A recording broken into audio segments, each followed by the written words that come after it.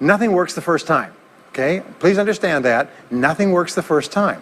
What is the average number of times that a person tries with a new goal before they give up? Can you guess? Well, the average is less than 1.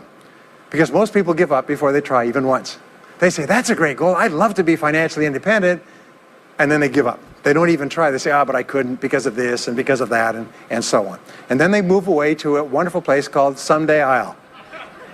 You ever heard of Someday I'll? Someday I'll start saving money. Someday I'll get out of debt. Someday I'll lose weight. Someday I'll start a business. Someday I'll get serious about my finances. And most people live on Someday I'll. Your job and my job is to vote yourself off the island, right? And we start taking control of our lives. Well, about some years ago, I was called by a major businessman, and he asked me if I would do a talk for his 800 entrepreneurs that own separate franchises within his organization on how to become a self-made millionaire. And I said, sure. When you're a young speaker, you agree to speak on any subject. Sure, I'll speak on that subject. Now, I was just like most people. When I was young, I wanted to be a millionaire by the time I was 30. And when I hit 30, I put it off to 35. And as I got to 35, you put it off to 40, and then you kind of just don't look at it anymore. You forget about it and feel the deck is stacked against you. Well, I was about 38, 39 when he called me up and asked me. I said, sure, no problem. And I said, now, what do I know about self-made millionaires? And this is a shocker. I didn't know anything. Oh, I knew that they had more than $1 million, but that's a real basic piece of knowledge, you know.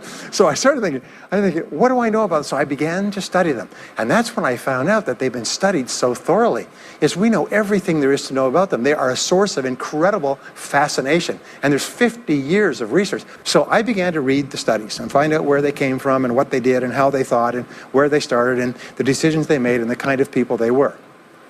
One of the things that I learned, by the way, is that becoming a self-made millionaire is not the important thing. What is really important is the person you have to become a self-made millionaire. You have to become a totally different human being. One of my friends says that in order to achieve something you've never achieved before, you have to become someone you've never been before. And it's a really important insight, is the qualities that you need to develop, qualities on the inside to become a self-made millionaire, are incredible qualities that make you a vastly better person. Not only better in terms of character, determination, discipline, decision-making, strength, and so on, but they make you a far better person. They round out your character in a far better way. So the real payoff of becoming wealthy is not because you can eat more, because how many more meals can you eat? How many more clothes can you wear? But it's the kind of person that you become, and then the kind of people that you associate, the kind of life that you have. And so the things that we're going to talk about now, and I know that you're some of the smartest people in our country, so I'm going to give you these ideas very quickly, like dealing cards. What I found in my research is that there's a series of qualities that self-made millionaires have.